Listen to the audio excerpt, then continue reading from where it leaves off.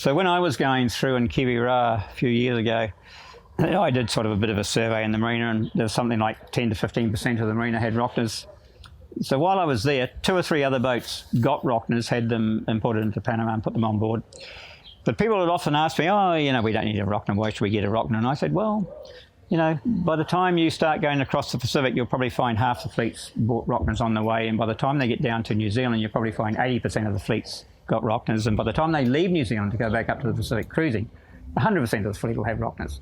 So maybe you should listen to your peers. Don't listen to me, just look what's going on out there in the market. I'm a sailor.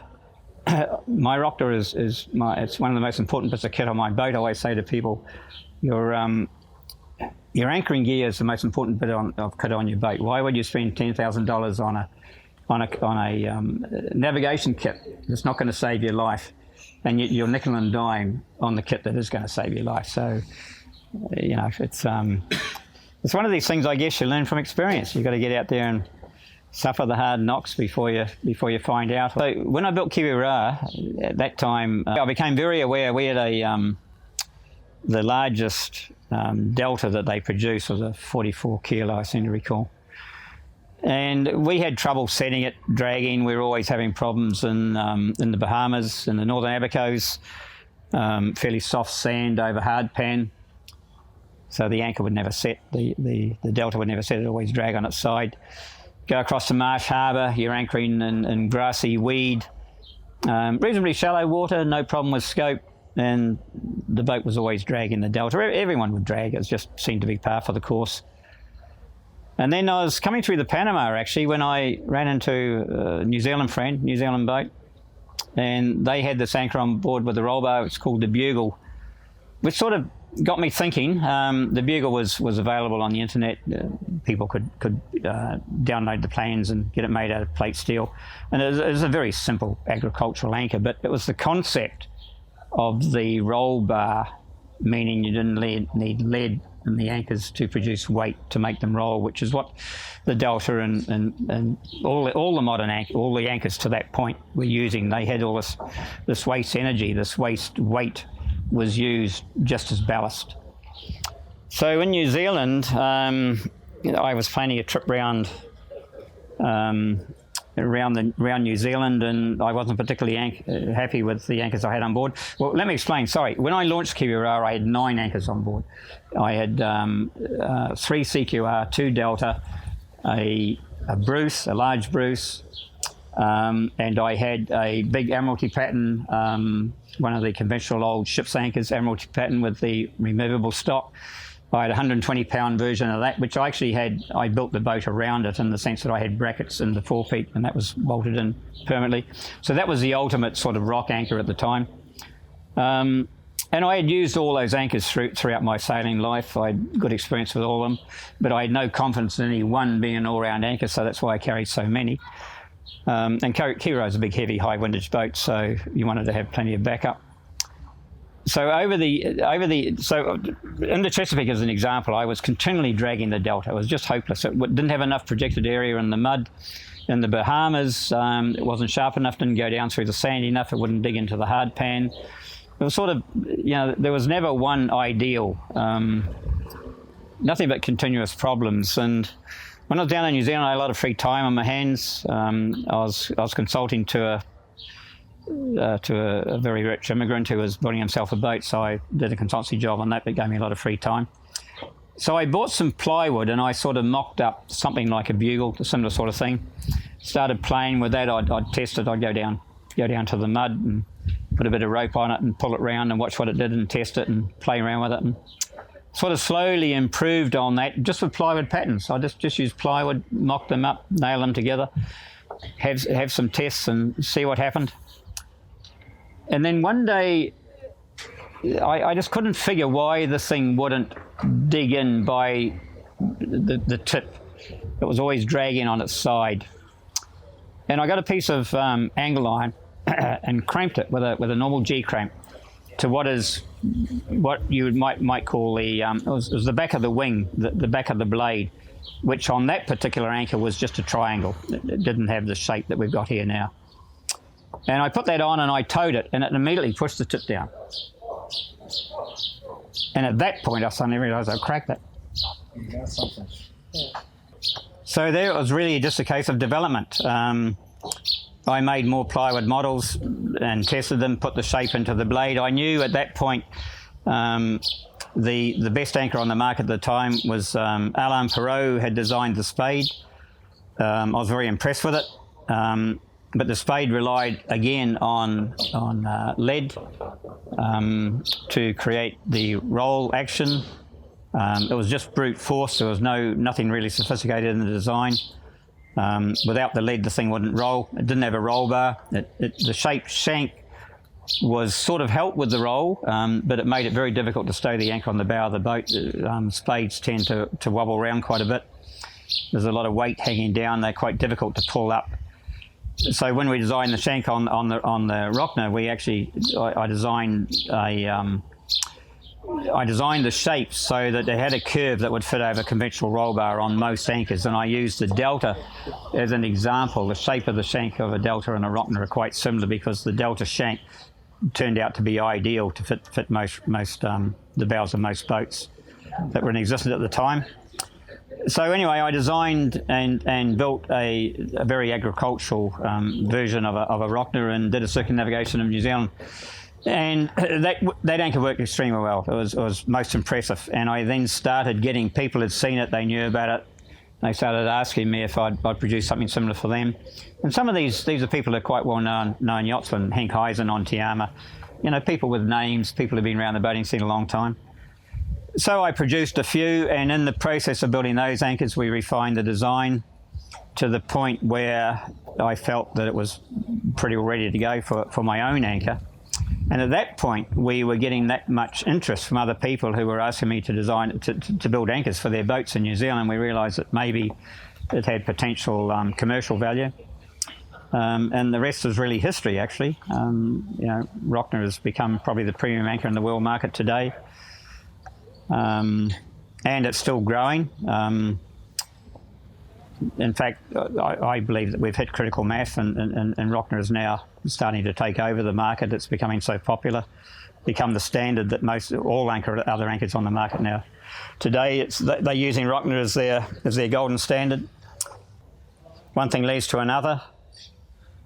So over a period of time, I've had a lot of ideas about improving the Rocna and trying to develop something that's a bit more sophisticated, a little bit less agricultural, and take a lot of the lessons we've learned from years and years of using Rocnas. So he came up with what now is an anchor that we call the Mark II. So after all my experience with using this variety of anchors I was carrying on Kiwi-Ra, I was then carrying. Once I developed and had the commercial version of the Rocna Mark I, I had 3 Rocnas on board, 2 55s and a 40. The 40 kilo was my kedge, my second anchor. I have a stern roller on Kiwi-Ra, and I actually built a proper spurning pipe with a stern anchor, so I have a complete anchoring system on the stern of Kiwi-Ra. And that's where the 40 is designed to be used, mostly for when you need stern anchoring. Going down the Patagonian channels, we use stern anchoring a lot. But the other thing with me was over a period of years using genuine Rocnas, I became so confident in the design, I slowly getting rid of all the heavy weight of all the other anchors in the forepeak.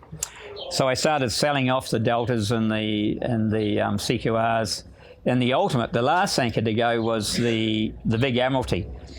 Because I found that over those years of anchoring in some of the west areas of the world, South Georgia, Antarctica, Falkland Islands, up and down the Beagle, the inland waterways between Port-a-Mont and the Beagle Channel, they require a huge amount of anchoring, huge amount of different varieties of bottoms and situations, and the Rocna never once let me down. In Antarctica, we were anchoring on rock boulders, just nothing but rock, pure rock boulders.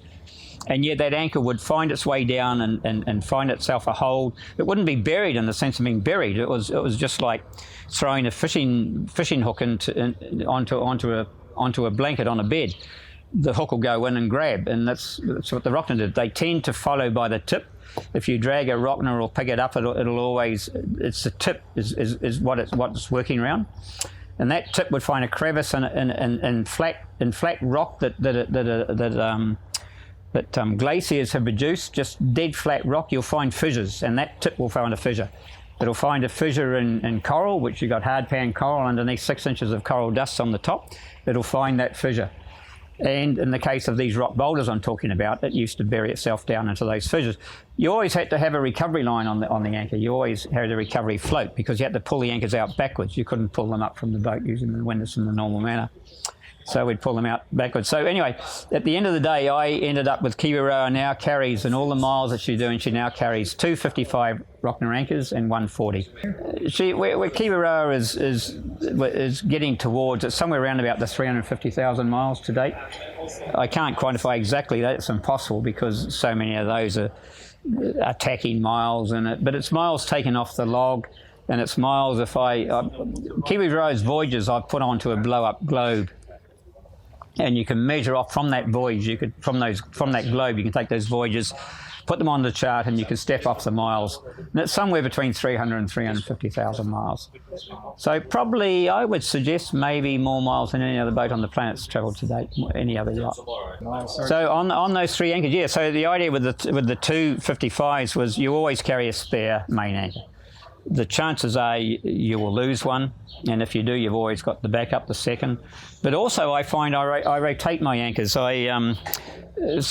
I'll use an anchor for 7 or 8 years until the point where it needs regalvanizing, and I'll stop using it because I don't want to damage the anchor. I don't want to have to regrind the tip and rework the anchor. Better to put it to one side. Use the spare anchor, which will be in new condition. And sooner or later down the line, you'll come across a plant where you find it's easy and cheap and convenient to get the old anchor galvanised. So you go and get it out galvanised, and then you start the rotation again. So that for me has worked very well. The same anchor, you know, those 2 55 kilo anchors now are the same, well, virtually the same age. What would they be now? They'd be 25, 30 years old. And you just keep rotating them. Nothing wrong with them. They're still good anchors. The Vulcan was, I've always been under a lot of pressure to design a non-roll bar anchor. And CMP, being a Canadian company and the American market being very important to Rocna, the American market is, my understanding, is something like around about 55% of the world market for anchor sales. And so we were missing a large percent of the market, particularly the American powerboat market, because of the roll bar.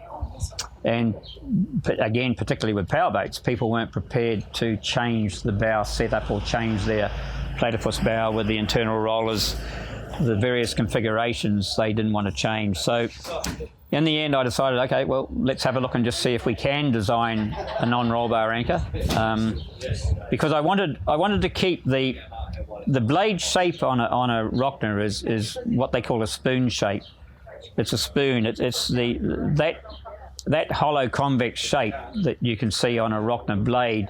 If you were to make that slightly rounded rather than the brake press plate, which is a more efficient way for production, that shape has the highest coefficient of friction in a fluid medium. So that would be, you know, obviously that's the ideal shape to use because we are anchoring in a fluid medium. And what I did was I actually took a 6 kilo Rocna, and I took it with an angle grinder and cut it up, and then made up with pieces of tin plate.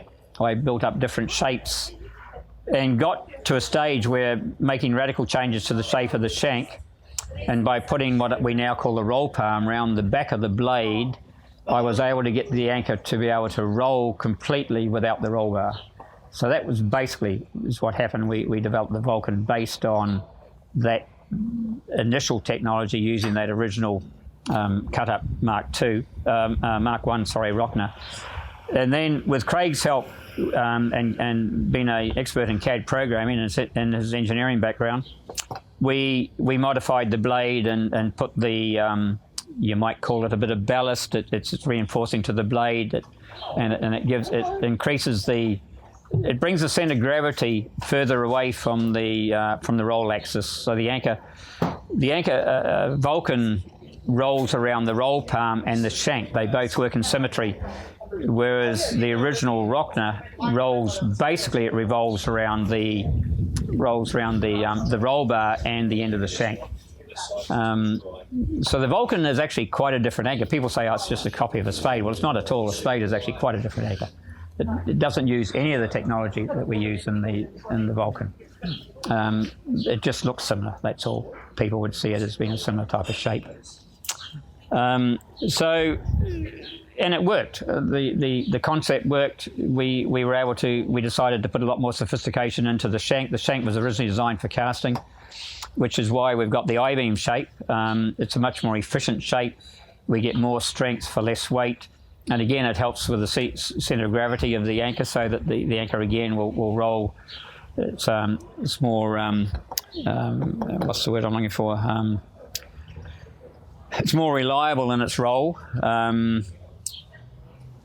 But the reality is we were having trouble getting this thing cast, and CMP decided that they would have the shank machined out of, CNC machined out of high tensile steel, the same steels that we use in the Rocna Mark I shank. It's a very expensive process, but at least we've got a bulletproof shank. Yeah, so that anchor gave us a lot of access into the American market that we didn't have before with just the original Mark I. And of course now the rest of the world seems to be picking up on the Vulcan. It's actually becoming quite popular worldwide, and even offshore cruising boats I now see are using Vulcans as against the Rocna Mark I. And fine, I'm happy with that. But if people ever ask me, I always ask where are they sailing and what are they doing, what are their expectations, and quite often I'll suggest maybe that a Mark I would be better for them, because there's no reason why not. And to my mind, it's still that bulletproof anchor. The Mark I has very few Achilles heels. It's got very few failings. So what's in your hand here? What's this all about? That's my secret. So this is a prototype of the Mark II, a sort of natural progression, I guess you might say, in the Rocna stable. Taken what we've learnt and all the attributes from the original Mark I Rocna and the Vulcan, and married them into a new generation anchor that we really feel is a major step forward in the anchoring game. Technology has improved so much that we can now put things into this anchor that were more difficult in the old days when we were doing the Mark I. And the Mark I has a solid steel shank cut out of high tensile plate, but there's no sophistication. It's by the standards of this type of shank, which is actually machined, in this particular case, this is machined out of the same tensile plate, which is an expensive manufacturing process, but we've been able to make a very, very weight efficient and strong shank, thereby improving further, should I say, the roll characteristics of the anchors. The CG the CG turning moment is better than from some of our original designs. The cast blade also means we've been able to put a lot more sophistication into shape and to displacement, to weight, again improving the CG. One of the big breakthroughs we've made is we've been able to go away from the pipe roll bar, and we've developed a solid roll bar that is a foil, a twisted foil. And this is where we've made some really big breakthroughs and produced some advantages we haven't got with the older style anchors. The foil itself being solid means that we don't have problems with galvanizing, but we've been able to make a twisted foil so that you can see that one of the important aspects of a Rocna is the fact that it sits on the skids. That is, this here is what we call a skid, or what I call a skid. That keeps the back of the anchor up when it's in the set position. That there is the set position. When the anchor's sitting like that, it's 3-point geometry. The anchor is being held up at that point. It's been held up by the shank, and it's been held up by the tip.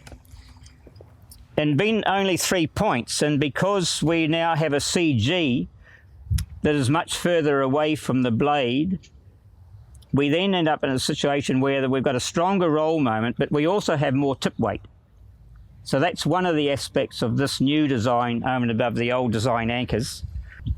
The tip weight is a very important factor. If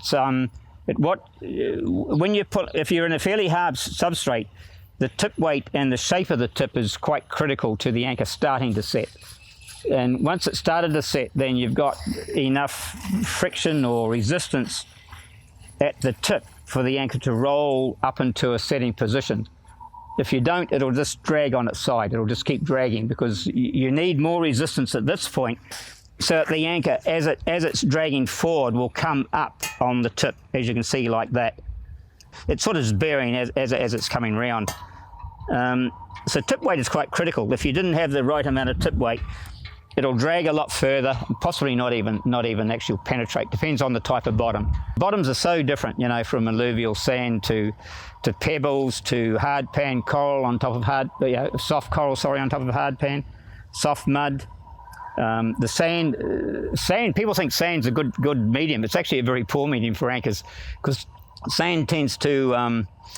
If you get a glass of water and pour it, you can actually pour the sand out with the water. Whereas with mud or clay, the water will fall off and the mud or clay will stay there. Sand is actually not a very good medium at all to anchor in, although people think, nice sandy bottom. It's the mud underneath, it's the clay underneath the sand that's important. The actual sand itself is lousy. In fact, if you anchor on a surf beach, it's one of the reasons why boats will go ashore, the anchors won't hold in the sand that's created by surf. It's terrible. For a start, this is a relatively flat surface, whereas with the roll bar, it's actually radius. And the foil is twisted, so even in that position, we have still got a skid. So the foil is actually holding the back of the anchor up, and there's a very strong, I'm using quite a bit of pressure there to hold that. It's a very strong turning moment. So as the anchor rolls around the foil, you've got a flat surface that's holding the back of the anchor up. So there's a lot of resistance to the anchor sinking in that position. It won't bury upside down anywhere nearly as easily. And the foil is shaped in such a way that if you were to drag the anchor in that position, the foil actually lifts the back of the anchor up. It pushes it up, which is a feature that we don't, it's a new feature. You don't see, no other anchor in the market that I know will do something like that. But in that position, when the anchor is going down, you can see the foil shape. Number one, it's helping clear the mud flows and stopping choking between the roll bar and the actual shape of the blade. But it's also helping, it's actually putting a downward force. It's actually helping drive the anchor down. A hydrodynamic foil or an aerofoil, an aerodynamic foil, they're basically the same thing. Right. Same theory, same reasoning. Medium. Yep. So that feature with the Rocna Mark II is the only foil on the market that we're aware of. It's patented. We've gone to a lot of trouble to protect the design, and we feel it's lifted. We think the Mark II Rocna is another step up in the game of new generation anchors, new generation anchoring. Well, the Fluke is a it's a version of the we call it the spoon shape. It's got that type of shape has got the highest coefficient of resistance in a fluid medium. Modern generation anchors are very sophisticated. You know, in terms of beside a plough or a delta or those old shapes, they're totally different concept anchors. Totally different philosophy of design. Well, the Fluke basically, we've designed it for efficiency of production, but also we want to get that spoon shape. So you can see that we have this shape here being the front of the spoon, and the spoon curves up on the back of the spoon. So that's what gives us that coefficient of friction, and what we call a coefficient of friction in a fluid medium. You have to be a little bit careful because we also want the mud or the substrate to flow through, otherwise we get choking. So we want it to be able to flow through, so this shape will relieve the pressure as it's going through. And so you shouldn't get choking, or you're not going to get choking anything like to the same degree as you would if that was a pipe foil or a pipe roll bar. Being a solid casting like this is extremely strong. We don't have any problems with galvanizing. The anchor can't rot out from the inside, as with most of the the pipe roll bars on anchors, you need to keep cleaning the inside of the roll bars and making sure haven't got accumulated mud so that they don't rot out, so the galvanizing is not rotted out, and you've got to replace your roll bar.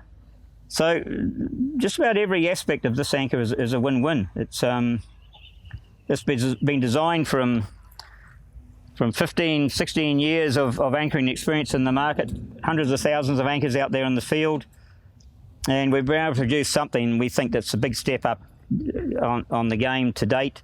Even though the original Rocknas, the original anchors, new generation anchors, are a really big step up on the old generation, this is another step again.